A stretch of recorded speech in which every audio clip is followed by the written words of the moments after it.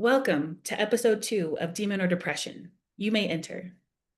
Bless me, Casey, for I have experienced emotional transcendence. Speak, child. Okay, let's set the scene. I was living in New York City in Hell's Kitchen. I was on the 46th Street in between 9th and 10th Avenue. It's October of 2012, and I had moved to New York City about 7 months earlier to work at a public relations firm in Midtown Manhattan.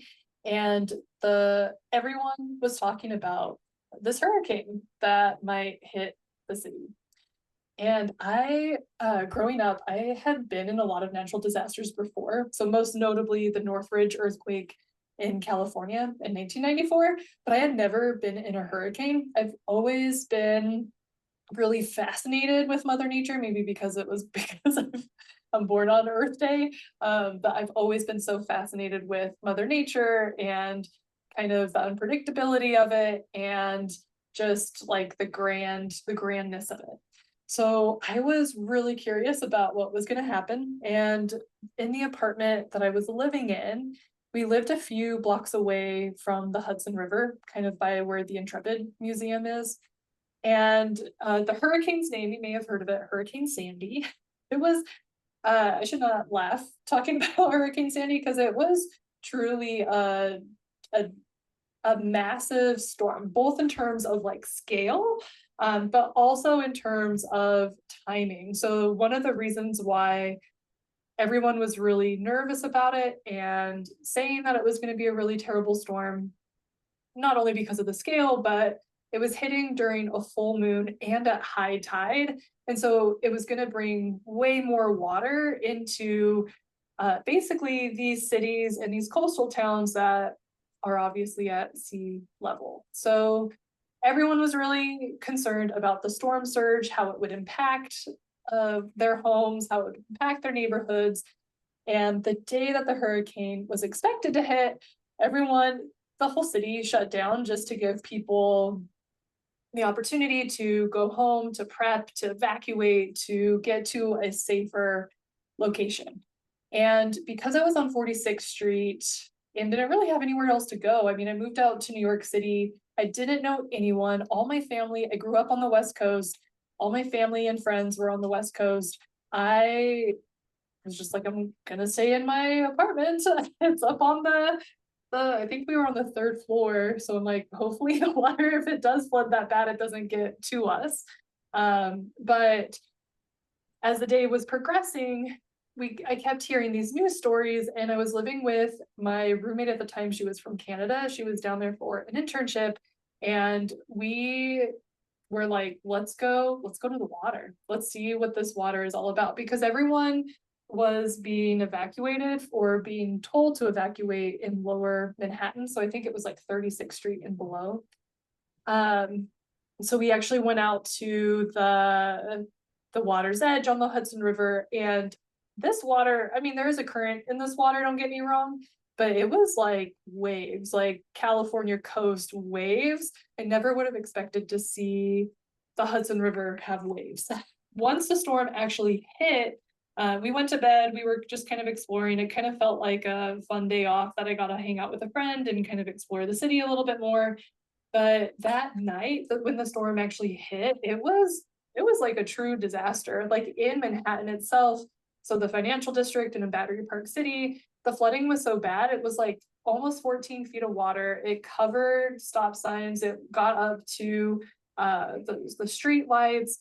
It flooded underground parking garages. It took about 2 weeks for people to get power back. So it was like truly devastating. And we were so incredibly lucky being in Hell's Kitchen because we didn't lose power.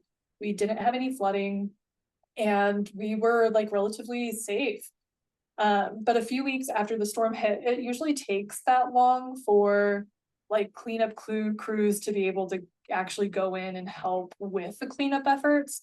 So I was really religious at the time. I was attending a congregation that decided of like young adults. So like people around the ages of 18 to 32, I think.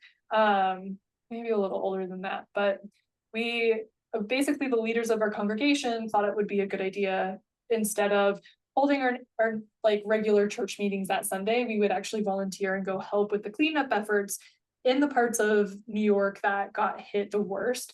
And I think it actually was on Long Beach in New York, kind of like a little east of like Rockaway. But so we all got on a school bus, we like put on some safety vests, showed up in like our work clothes, ready to get to work, got on this bus, and they shuttled us out there. All of the streets were closed going into these areas for good reason, so that like actual cleanup people could help, that they could get the supplies that people needed. And I remember driving into the area and it was insane. Like that was the first time that I really understood like the destruction of water and how much water could impact and sweep someone's life away in an instant. And I had seen like hurricane coverage before, but I had never seen it like with my own eyes. And these people literally lost like everything. You could see where the water lines were. There was so much sand just on regular streets because all of the water and the tide came in and just swept up everything there. But we found a family. So the group of people that I was with, we found a family. It was like a mom in her early 40s, and she needed help ripping out all of the drywall in her home because it was damaged. And if you don't rip out drywall, it gets moldy. So we worked for like several hours. We worked insanely hard. We felt like we made a little difference and an impact for like this catastrophic situation. The woman that we helped was so incredibly thankful. She ended up like crying, I think, just because it was like the emotions of losing everything and the emotions of like having people to come help, like total strangers who would be willing to like spend several hours of their weekend to help. And when that was happening, I just remember like feeling full, like so full of the Holy Spirit, or what was taught to me as like the Holy Spirit.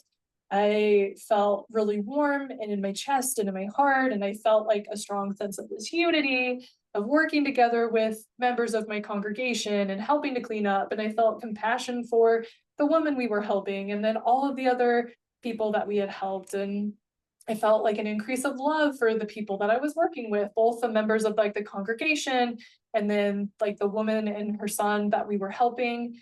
I felt like a strong reverence for Mother Nature because of like I was able to see firsthand the destruction that she could cause.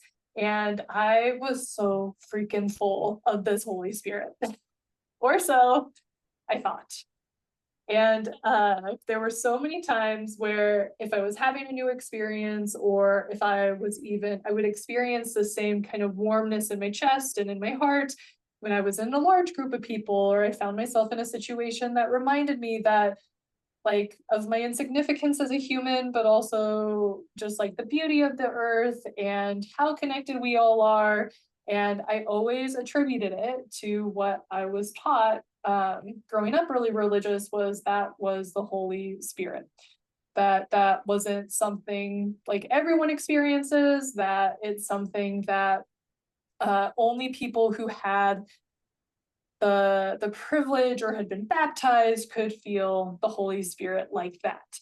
But as I started studying emotions more and just started understanding like what our bodies, or how our bodies create these sensations, and that people, really incredibly smart people, have been able to track different emotions in different people and give them a definition and give them key aspects. It doesn't mean they all feel the same for everyone, but as I was studying more about emotions, what I realized I was experiencing was called emotional transcendence.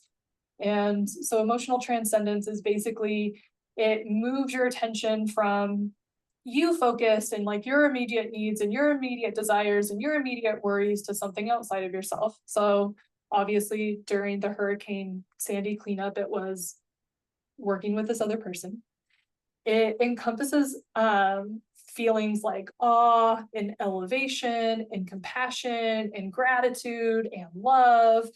And the key point is that it connects you to something larger. So it connects you to other people. So you have like a shared experience or shared humanity. It connects you to nature. So experiencing the beauty of the world and the vastness of like Earth and Mother Earth and nature and what it can do. And it also um, connects you to kind of like meaning beyond the physical world of like there could like this sort of like tangible of like we are all human, we're all connected, and there's something beyond just being physically present.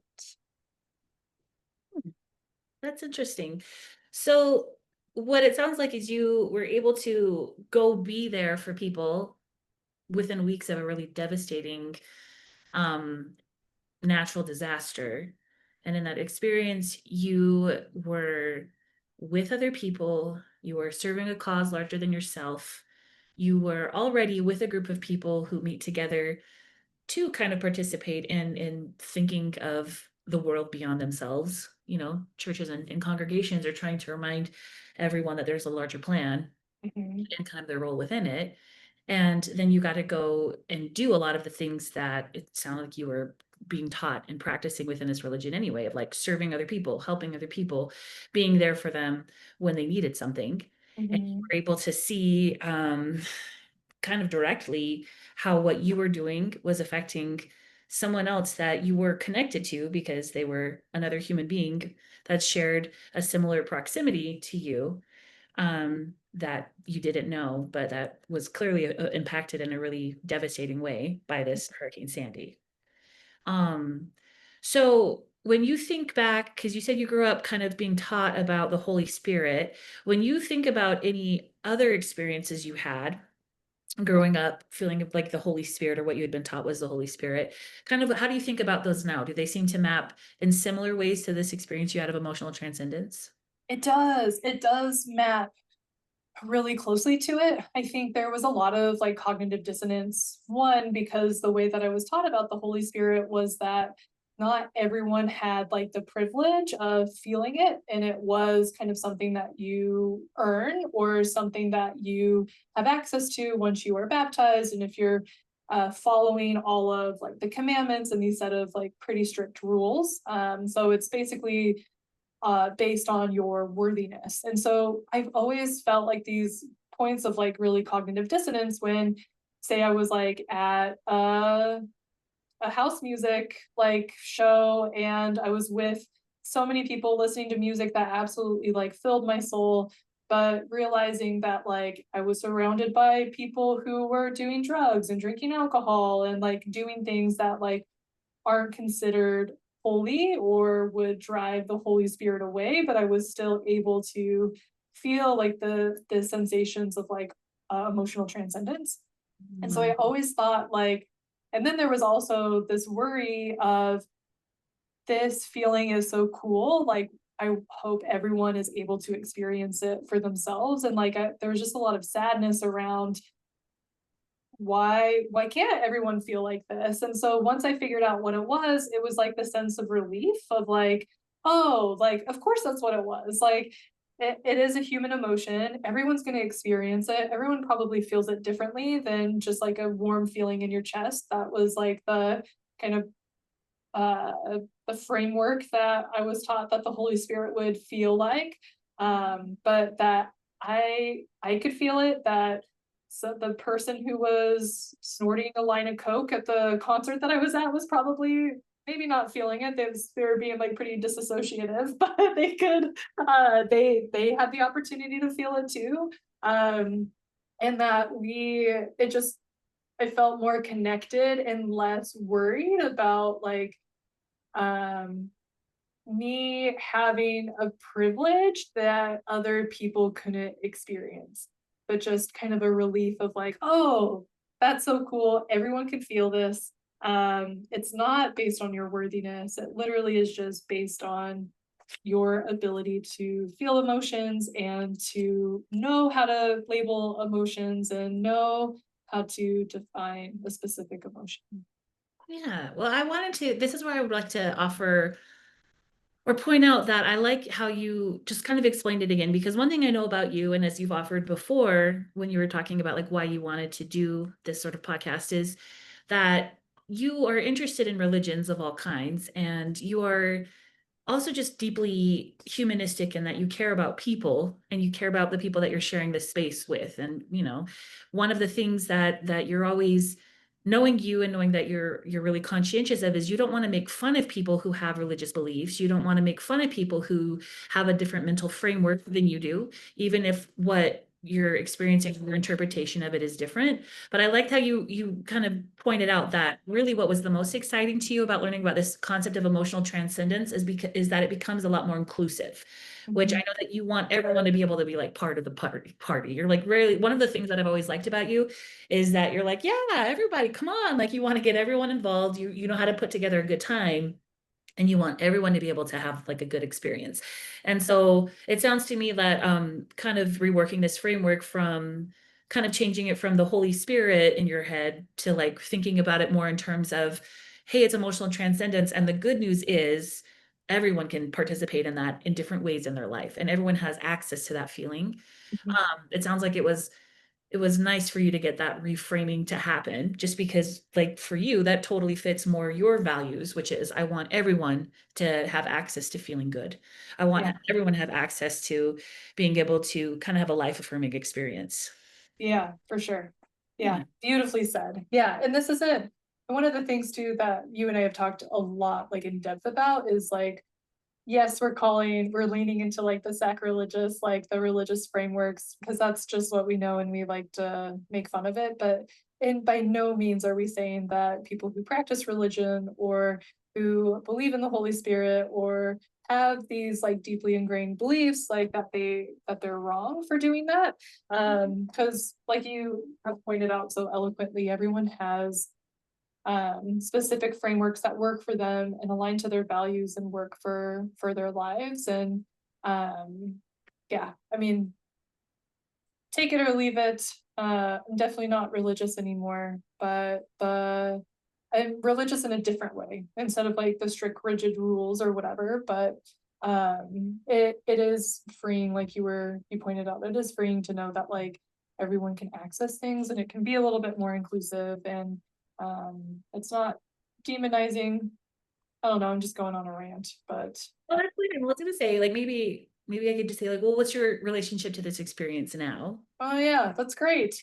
Yeah, I like that. So my relationship to this experience now is as I've gotten older, I've definitely have made the conscious choice to remove myself more from religion just because I realized that growing up in a really high demand religion that kind of impacted all of my mental models, like how much healing and inclusivity it's given for me and kind of like inner peace that it's given for me to be able to make sense of human experiences and realize that like uh yeah, it's all this stuff is accessible to everyone if they want to feel it, right? Like they don't have to feel it, they can numb out, they can do whatever they want.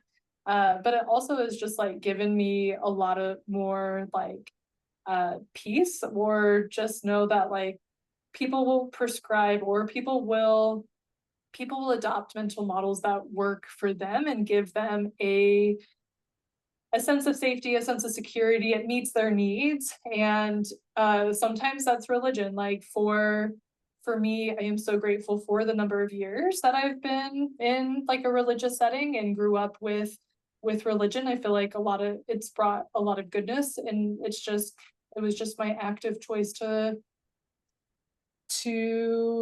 distance myself from it a little bit because I wanted to explore what what life was like out of it. Just because that's all I knew. But that doesn't mean that someone's right or wrong. And it also just helps me realize that the world is so much more nuanced um than I think we sometimes give it credit for. And that religion still can have a lot of benefits to a lot of different people.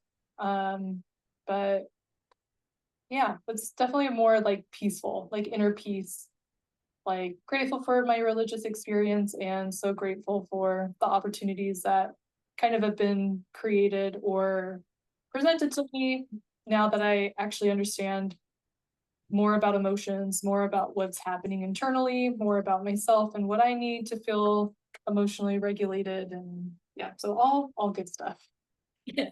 No, I was gonna say, I get the hearing you talk about it and phrase it that way. It sounds like you had talked a little bit before about cognitive dissonance. And so for people who don't know what that term means, it's usually that you have a certain mental model, a certain schema is another way some people will talk about it, but you have this established idea of like, here's how things work, here's how I understand things to be, and then something comes along that doesn't necessarily fit. So now you're having to figure out as you said, how does it fit? Is this new information that I can integrate into what I already know and kind of and change what my schema is, my mental model is? Or is this something that I'm going to put aside because it doesn't belong here, that sort of thing? And really, the reason why I kind of brought that up again is when you were talking about it, is it sounded to me that as much as you appreciated the things that you were, the good, you appreciate and value things that you got out of your religious experience growing up with your family attending church and practicing the set of beliefs that you had, but that there was a part of it that created cognitive dissonance, and particularly because deep down in your heart, you just wanted everyone to be able to have access to these wonderful feelings, and you deep down in your heart, I know you to be a person to be let you want everyone to be included. And so there was some dissonance around the fact that not everyone would have access to it. So it sounds like really what you've come to now is you've been able to kind of reconcile that cognitive dissonance by realizing, oh, well, actually, I want to change the framework or the mental model I had before, because this actually aligns more with what I value. This aligns more with what actually appears to be true and seems accurate with all the information I have, which is what I was experiencing was emotional transcendence. And that's something that everyone can experience in different ways. Yeah, for sure. Very well said. Casey, Well, Mother Casey. I think, child, you're fine. Oh, thank you. Absolutely. I would tell you to go do the things that you are doing because you're already a generous hearted person, and what Aw. you did to experience emotional transition transcendence and that particular experience was pretty rad, but that's also pretty par for the course for what I know about you. It And was also very nice to have people like plan that stuff too, because there was like so much organization. Like we had to get special permission to go out, and like yeah, there's just so much planning for stuff like that. And I do a lot of event planning too. Like that's what my background is. So I'm always so grateful for people who are willing to like put in the work to make it easy for other people just to show up and like with willing hands. experience. No, for reals, but it makes sense because like I know that that's something that you like to find ways to like make other people feel good and feel like they're part of something. So I would say don't do any Hail Marys unless you want to. I Okay. would say just keep on doing the things that let everyone be included Oh, I and love it. experience emotional transcendence in their own way. Yeah, I love it. Oh, thank you. Oh my God. All right, Well, Fiend. Dean, see you in the next episode. That's it. Yeah. Well, yeah, thank you for coming to the confession booth. We learned a lot. Um, and we'll see you all next time Yeah, next on time. Deep Core Depression.